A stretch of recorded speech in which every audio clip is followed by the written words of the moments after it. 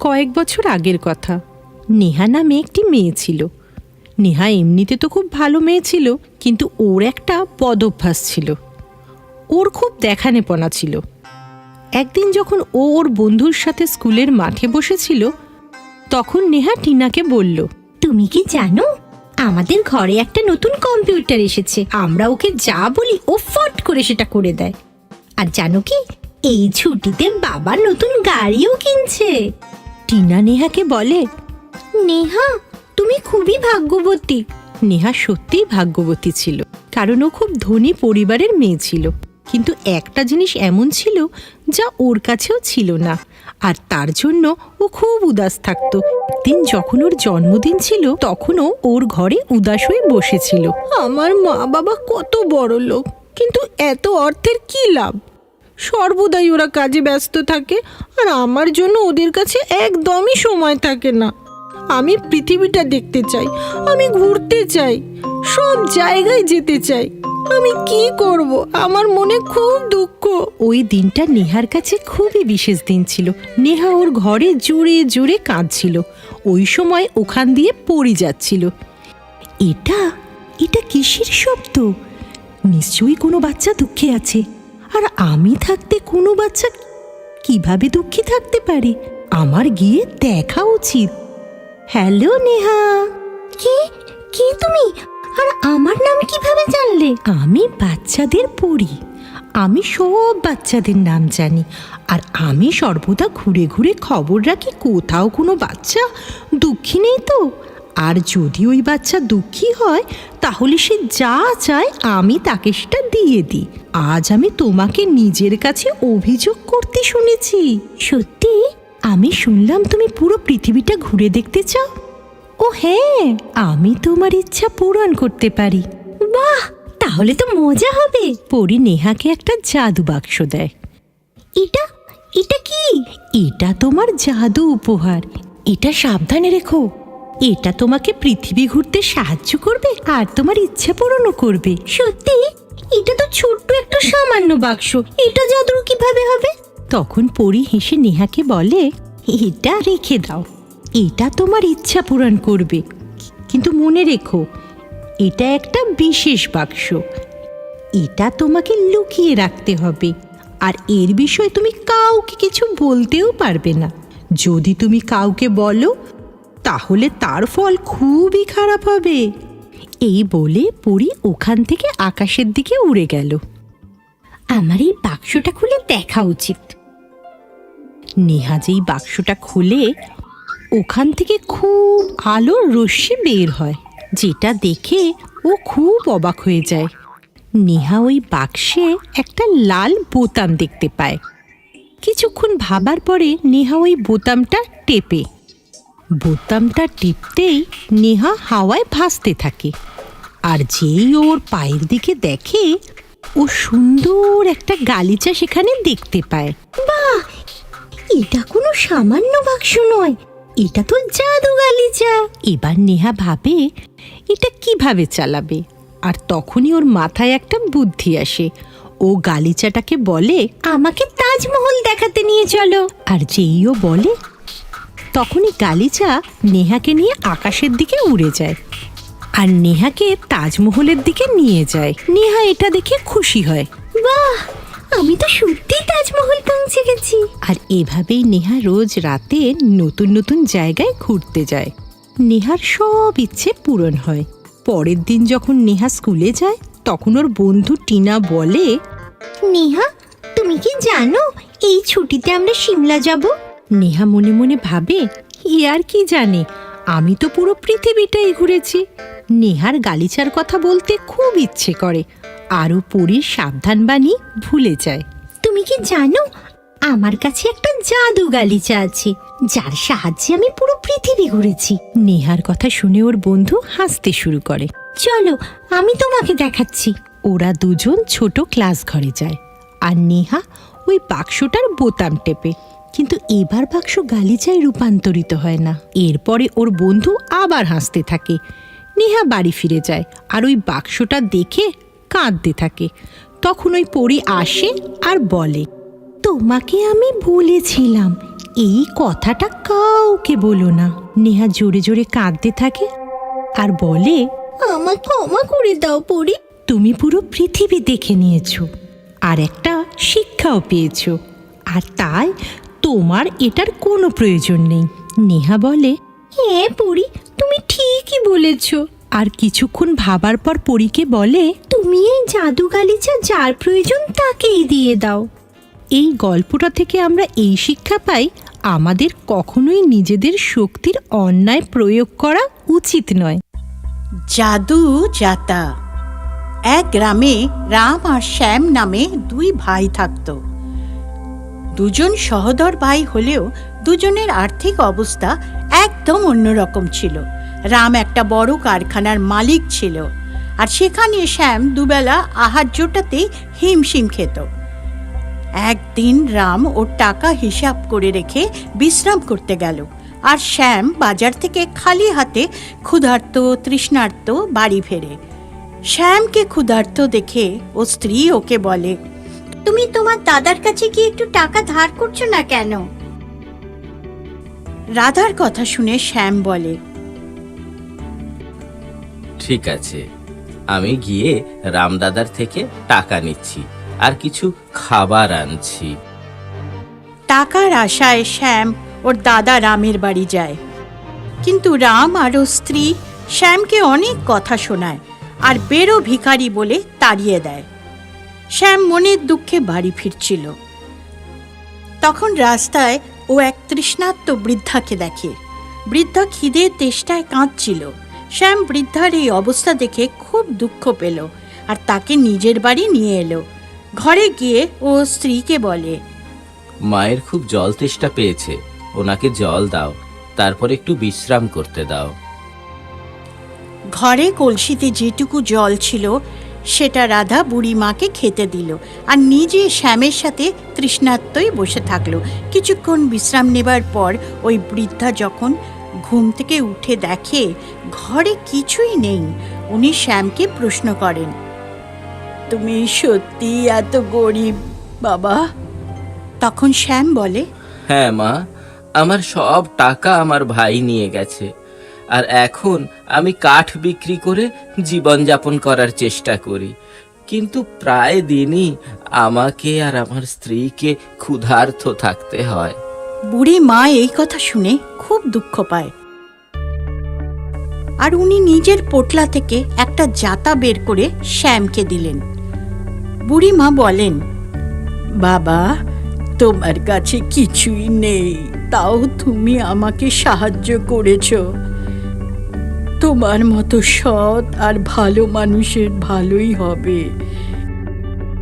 এই নাও জাতা। শ্যাম জাতাটার দিকে তাকায় আর হতাশ হয়ে বলে, মা, আমাদের কাছে তো পিষবার মতো শস্যও নেই, এই জাতাটার আমাদের এখানে কি প্রয়োজন? তখন বুড়িমা হেসে বলেন, এটা একটা জাদু জাতা।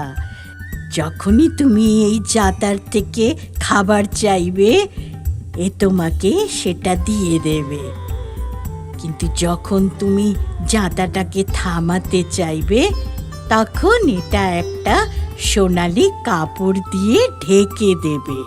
বৃদ্ধার কথা শ্যাম আর ওর স্ত্রীর বিশ্বাস করতে পারছিল না, কিন্তু রাতে খিদের পেটে দুজন দুজনকে দেখছিল আর ভাবছিল চেষ্টা করলে ক্ষতি কি। দুজনে জাতার কাছে চাল চায়, আর তখনই সামনে চাল এসে যায়। দুজনে পেট ভরে খাবার খায় আর বাকিটা গরিবদের ভাগ করে দেয়।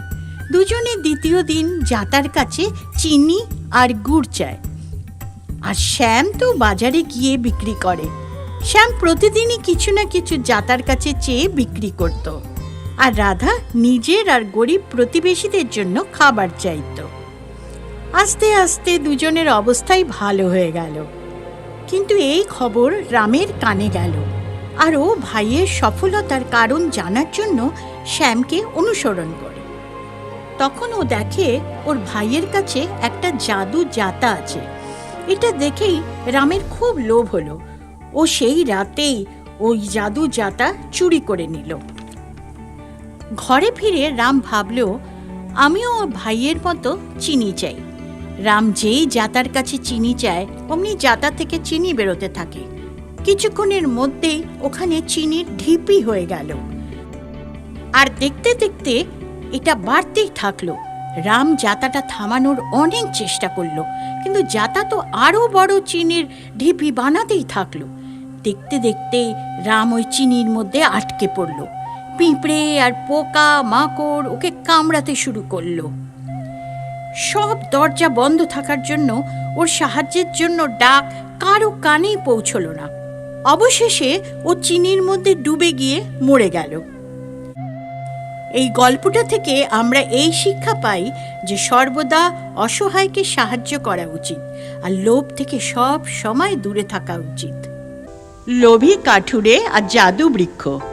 অনেক বছর আগে শ্যাম নামে এক কাঠুরে ছিল। ও খুব পরিশ্রমী ছিল। ও প্রতিদিন জঙ্গলে যেত আর সেখানে কাঠ কেটে নিজের গাড়িতে করে বাজারে যেত।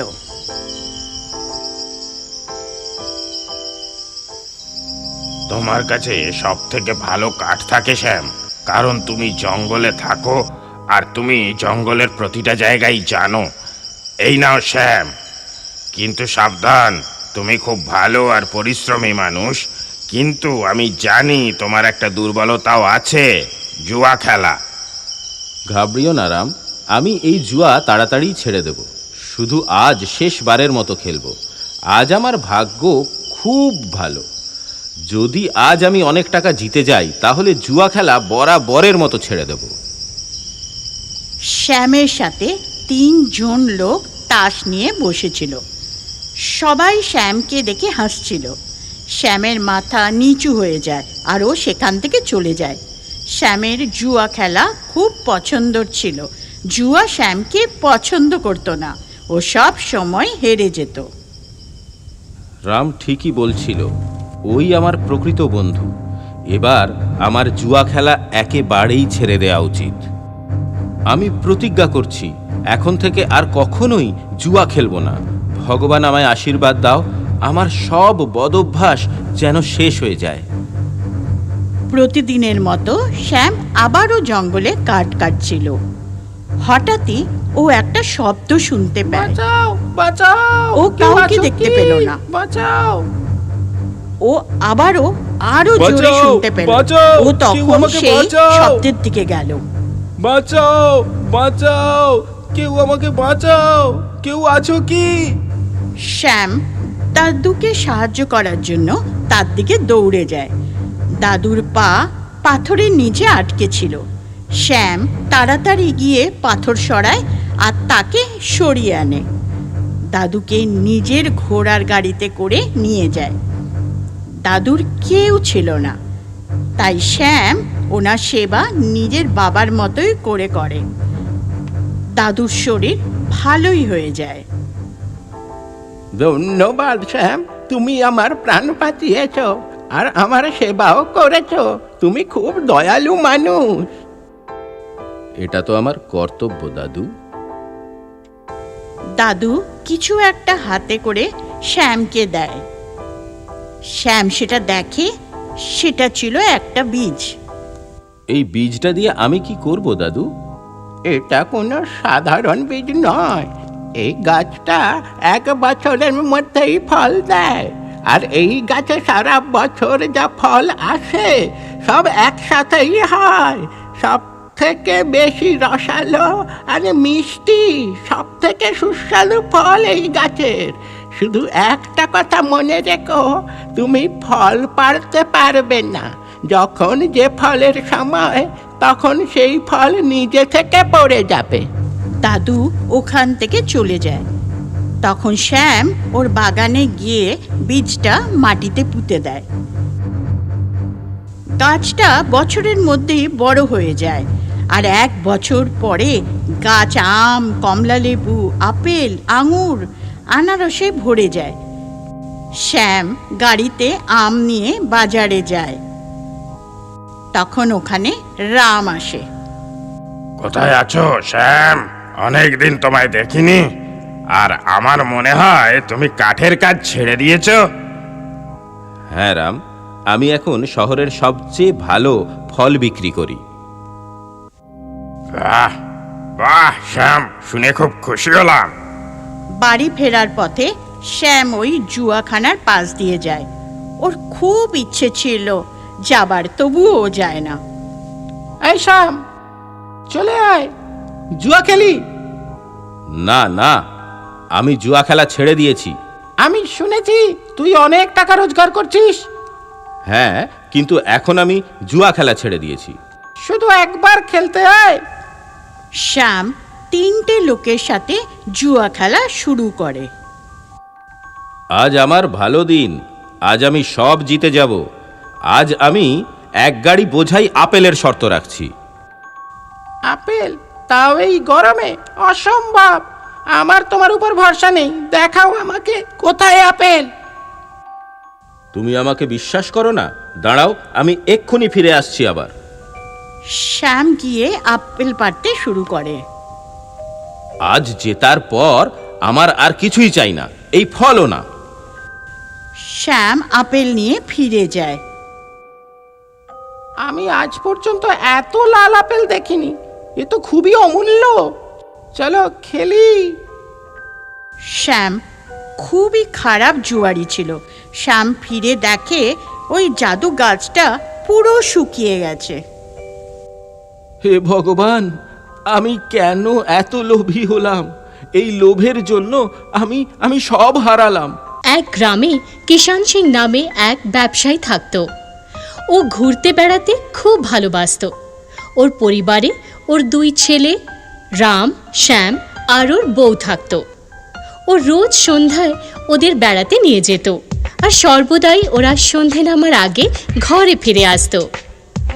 এমনই একদিন যখন ওরা সবাই ঘরে ফিরছিল, তখনই ওরা খুব ভারী ঝড়ের মধ্যে পড়ল।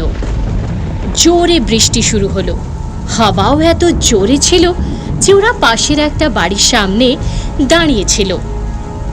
অন্ধকারও নেমে এসেছিল। ওরা বুঝতেই পারছিল না ওরা কিভাবে ঘরে ফিরবে।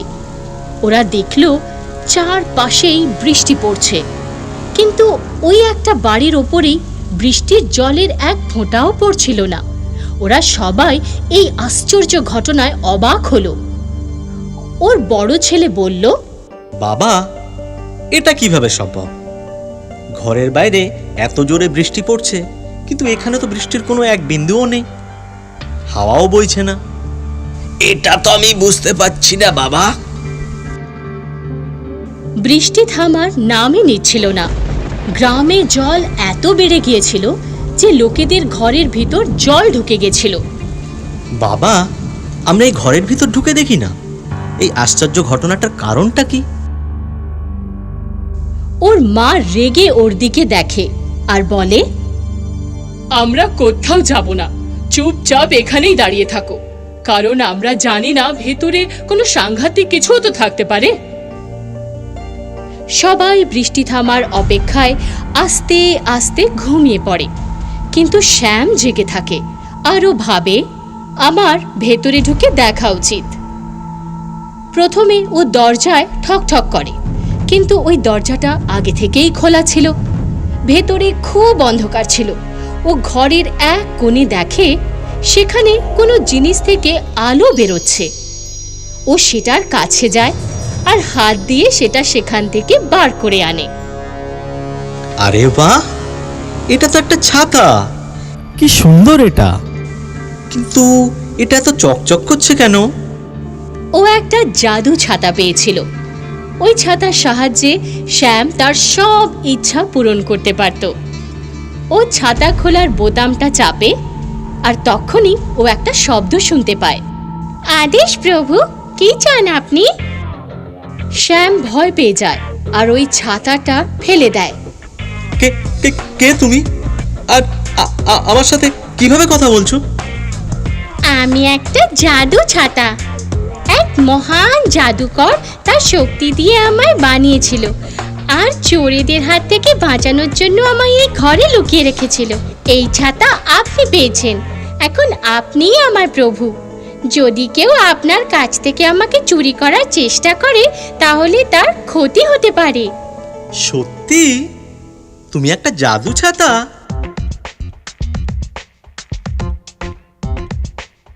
আচ্ছা, খুব ভালো কথা। তাহলে এই গ্রামে যত জল ভরে আছে সব বার করে দাও। ছাতা ঘুরতে ঘুরতে জলের ওপর দিয়ে গেল আর সেখান থেকে সব জল বের করে দিল। তুমি তো দারুণ কাজ করেছো। চলো এবার যত ঘরগুলো ভেঙে গেছে সেগুলো সব আগের মতো করে দাও।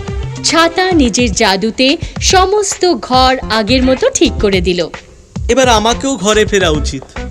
শ্যাম ওখান থেকে চলে যায় আর দেখে রাস্তায় এক ভিখারি ভিক্ষা করছে।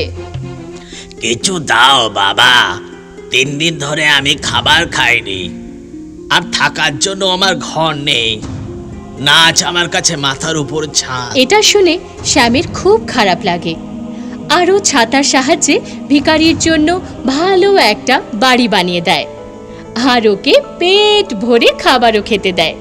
এভাবেই এগিয়ে যেতে যেতে ও গ্রামের সবাইকে সাহায্য করে। শ্যাম ছাতা নিয়ে ঘরে পৌঁছয়। তখন বাইরে ওর মা ওকে প্রশ্ন করে, এই ছাতাটা তুই কোথায় পেলি?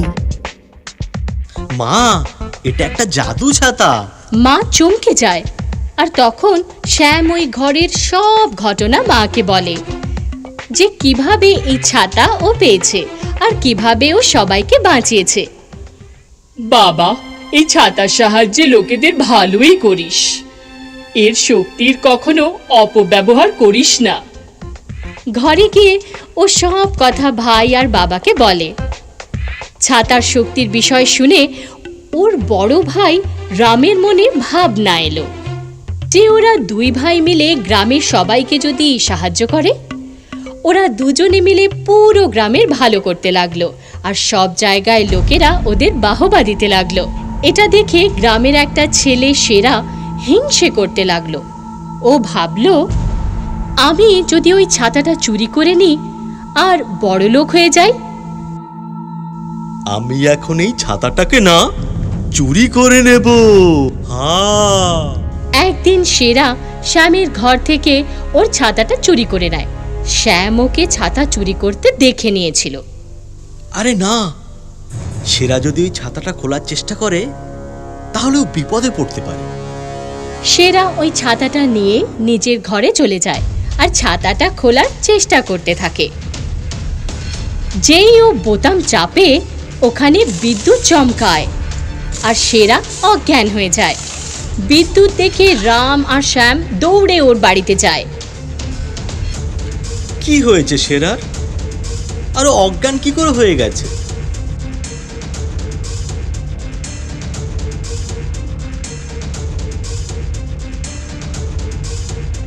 তখন শ্যামের ছাতার কথা মনে পড়ে যে যদি কেউ ওকে চুরি করার চেষ্টা করে তাহলে তার ক্ষতিই হবে। দেখো জাদু ছাতা, ও যা করেছে তার জন্য ওকে ক্ষমা করে দাও আর ওকে ঠিকও করে দাও। ছাতা আবার একটা বিদ্যুতের ঝটকা দেয় আর সেরা ভালো হয়ে যায়। আমাকে ক্ষমা করে দাও শ্যাম, আমি লোভে পড়ে গিয়েছিলাম, তাই আমি ছাতাটা চুরি করেছিলাম।